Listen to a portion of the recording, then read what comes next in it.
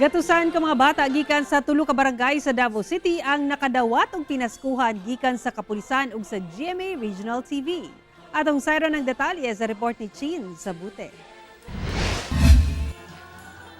Nag-enjoy gayud ang gatusan ka mga bata gikan sa Barangay Matina Aplaya, Barangay 76-A ug Barangay Kaliyawa sa Davao City.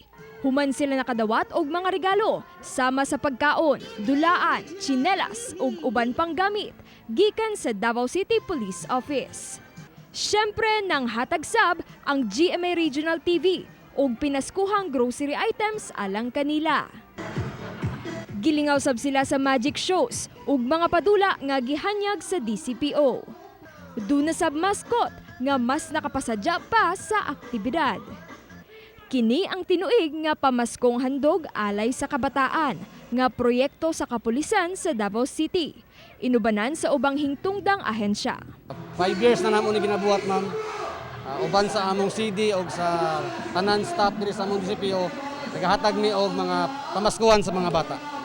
Gikalipay kini dili lang sa mga bata, apan lakip na ilang mga ginikanan.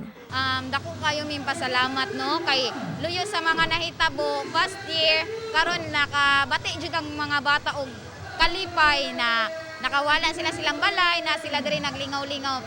Mapasalamaton sab ang benepisyaryong barangay nga daghan ang nalipay sa maong proyekto bisan pa man karong dunay pandemya.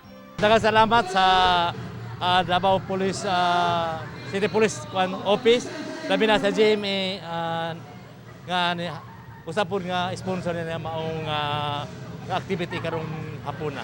Strikto gihapong gipatuman ng health protocols atol sa aktibidad.